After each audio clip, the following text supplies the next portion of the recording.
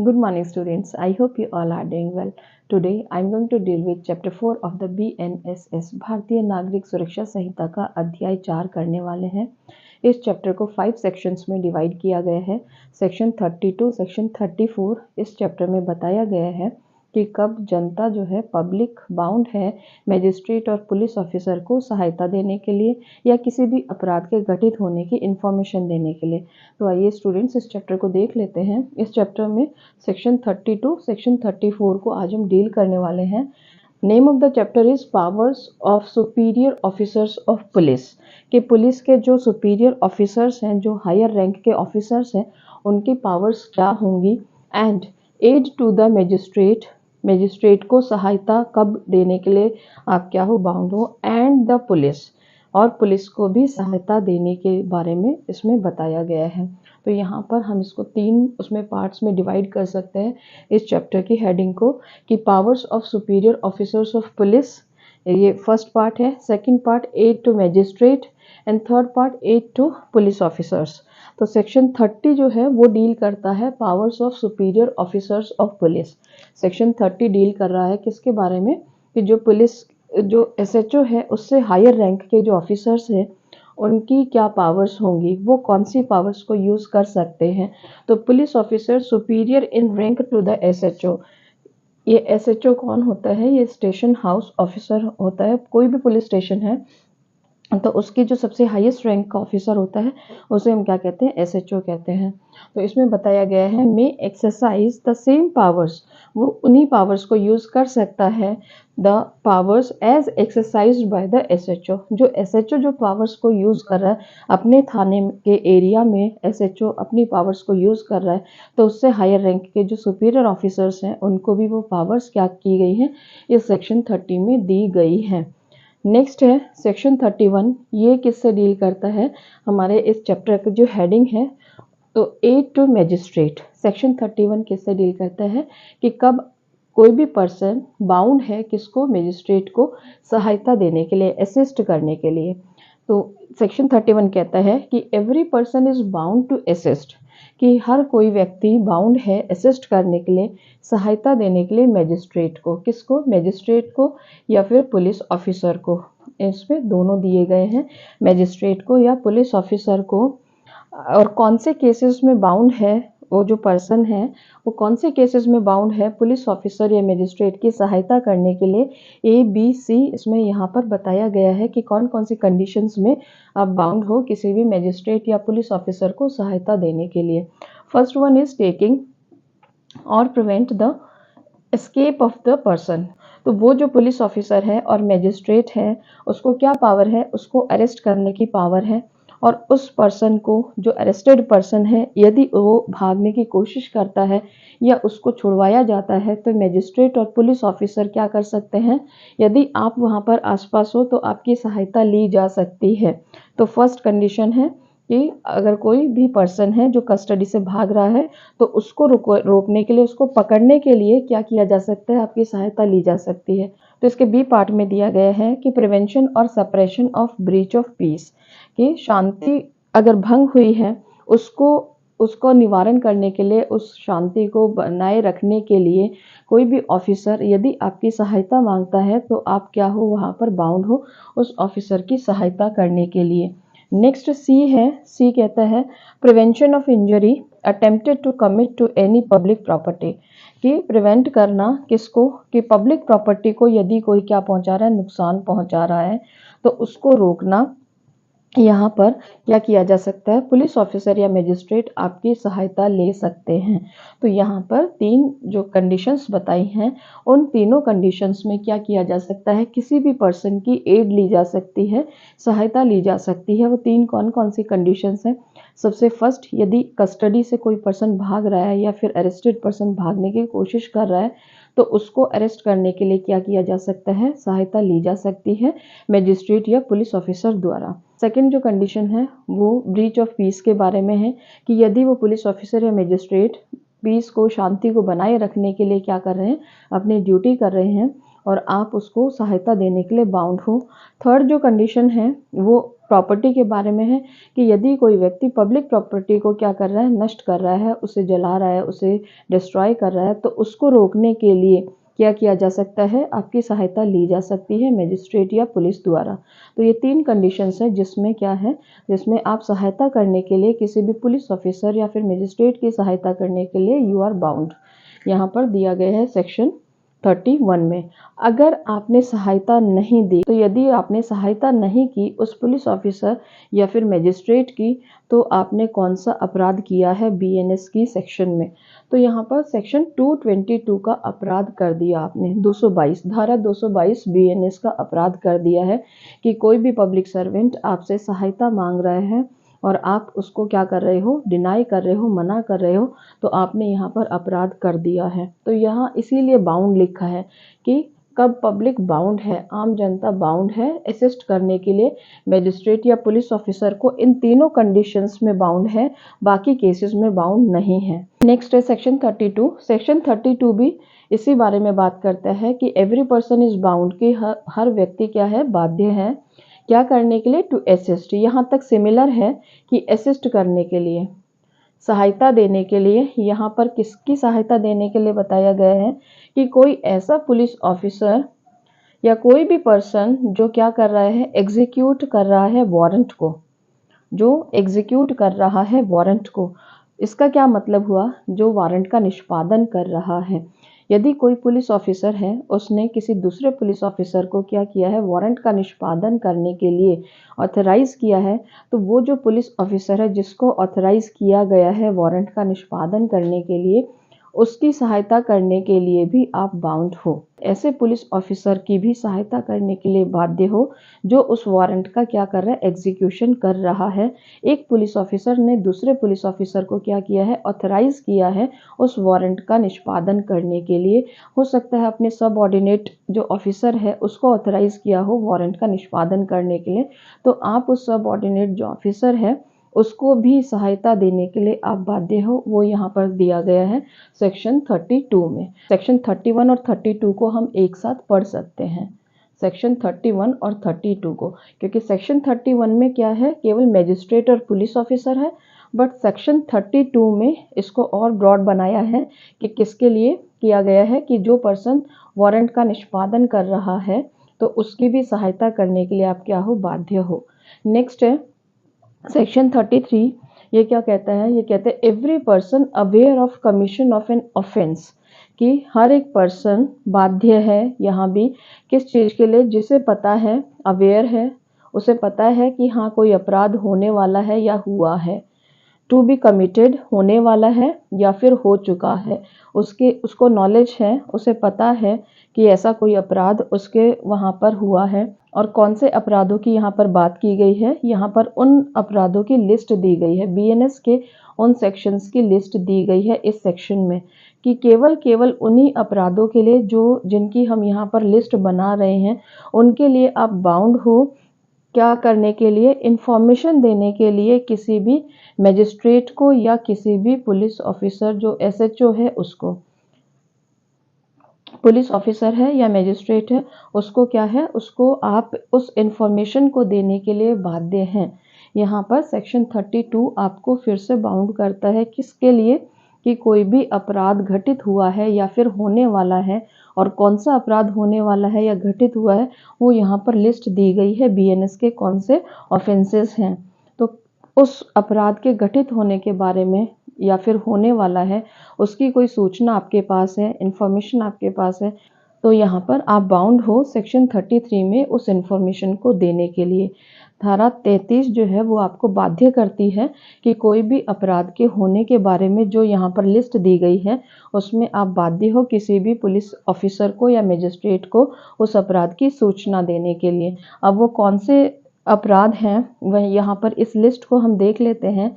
Section 103 to 105 murder से related है, culpable homicide से रिलेटेड ऑफेंसेस हैं, कि हत्या और आपराधिक मानव वध से रिलेटेड जो सेक्शन है वो दिए हैं। सेक्शन 111 टू 113 ऑर्गेनाइज्ड क्राइम, संगठित अपराध जो है या फिर टेररिस्ट अटैक। नेक्स्ट है सेक्शन 40 टू सेक्शन 144 किडनैपिंग और अबडक्शन के बारे में ये सेक्शंस हैं, यानी कि अपहरण और व्यपहरण के बारे में ये सेक्शंस हैं। Next section 147 to 154 offences against the state, राज्य के खिलाफ जो अपराध हैं उनके बारे में है। नेक्स्ट सेक्शन है 178 टू 182 करेंसी नोट्स और बैंक नोट्स जो हैं उनके बारे में ये बताया गया है कि वो उन अपराधों के बारे में। Section 189 to section 191 unlawful assembly और राइटिंग के बारे में बताया है। Next section 274 to 280 public nuisance से रिलेटेड अपराध हैं। सेक्शन 307 थेफ्ट आफ्टर प्रिपरेशन की तैयारी के बाद आप क्या कर रहे हो, थेफ्ट कर रहे हो, जैसे आप चोरी करने गए हो और फिर उसकी हत्या की तैयारी, आप साथ में हथियार भी लेकर गए हो। नेक्स्ट सेक्शन 309 से 312 रॉबरी और डेकॉइटी है कि लूट और डकैती है। Section 316 sub section 5 criminal breach of trust के बारे में जो अपराध हैं। सेक्शन 326 से 328 मिसचीफ के बारे में है। और नेक्स्ट है section 331 to section 332 house trespass के बारे में है। तो ये वो अपराध हैं जिनके लिए क्या दिया गया है कि यदि आप उनकी इंफॉर्मेशन नहीं देते हैं तो आपने अपराध किया है, यहाँ पर आप बाउंड हो। और यदि वो इन्फॉर्मेशन आपने पब्लिक सर्वेंट को नहीं दी है तो आपने कौन से सेक्शन का, बीएनएस के कौन से सेक्शन का अपराध कर दिया है, सेक्शन 211 का। सेक्शन 211 जो है बीएनएस, उसका आपने क्या कर दिया, अपराध कर दिया है। तो आई होप स्टूडेंट्स ये सेक्शन आपको अच्छे से समझ में आया होगा कि कब आप कोई भी इंफॉर्मेशन देने के लिए बाध्य हो इन सेक्शंस में। नेक्स्ट है सेक्शन 34। नेक्स्ट सेक्शन 34 क्या कहता है कि ड्यूटी ऑफ ऑफिसर्स की, ऑफिसर्स की ड्यूटी बताई है। कौन से ऑफिसर्स की, जो एम्प्लॉयड है इन अ विलेज, किसी भी गांव में क्या है वो एम्प्लॉयड हैं और कौन से अफेयर्स को, कौन से मैटर्स को देखते हैं वो।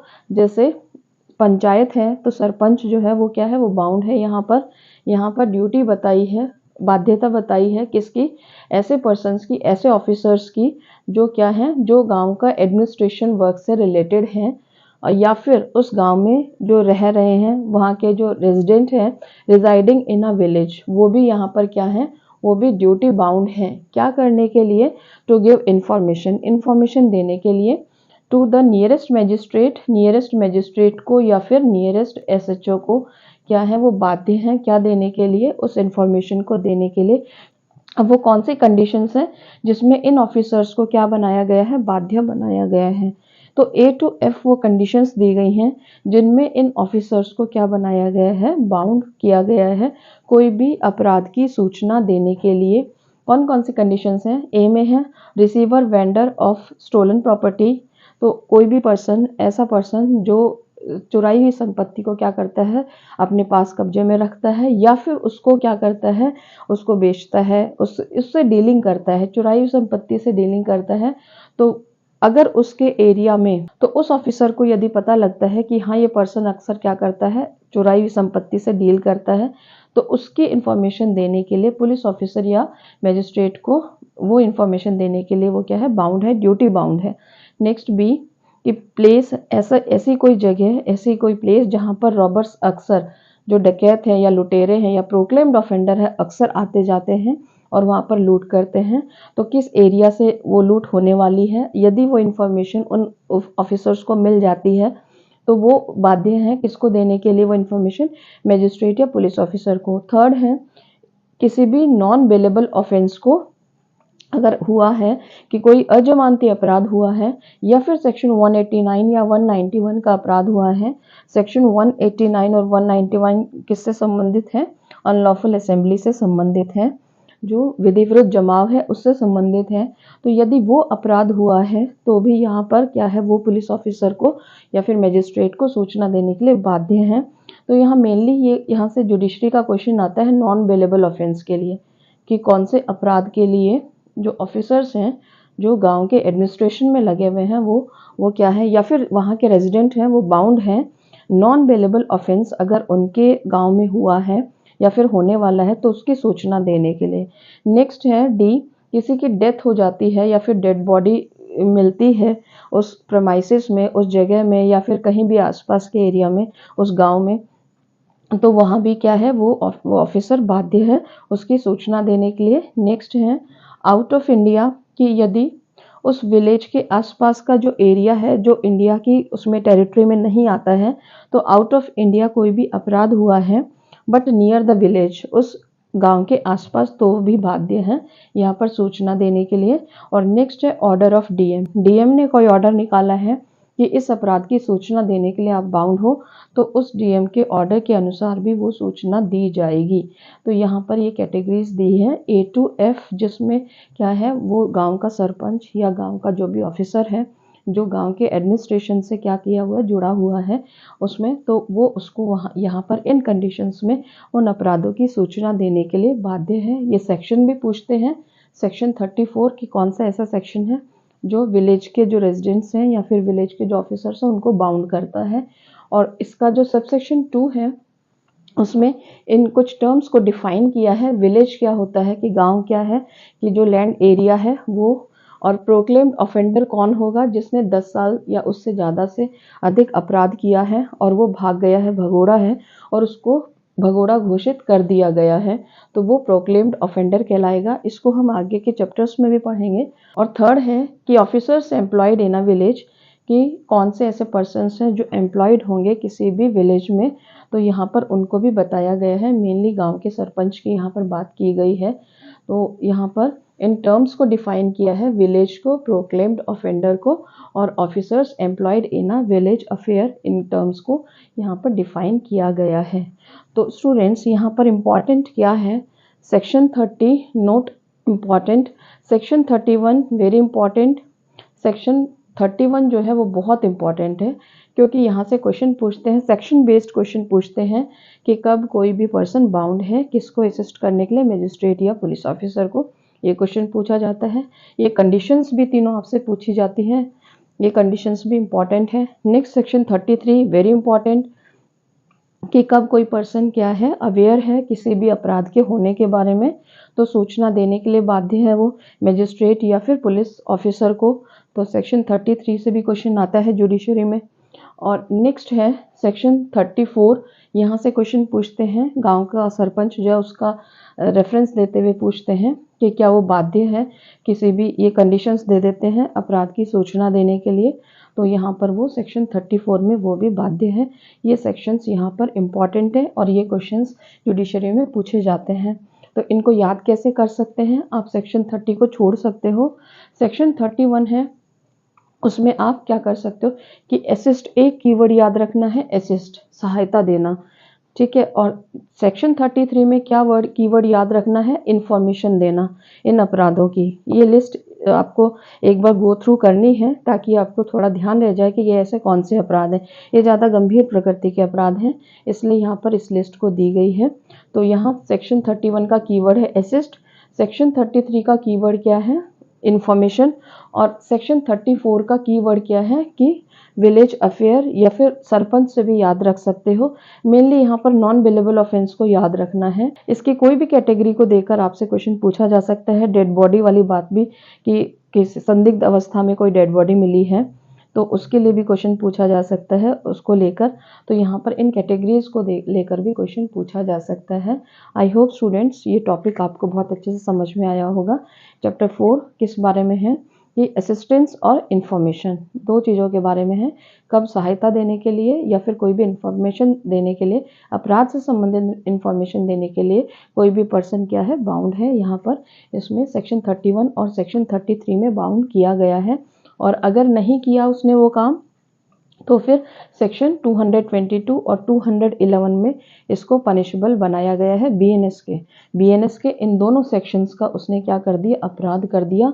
अगर असिस्ट नहीं किया तो 222 का अपराध कर दिया, और अगर इंफॉर्मेशन नहीं दी तो सेक्शन 211 का अपराध कर दिया यहाँ पर। तो आई होप स्टूडेंट्स ये टॉपिक आपको बहुत अच्छे से समझ में आया होगा। Now I am going to end the session. Thank you students, bye.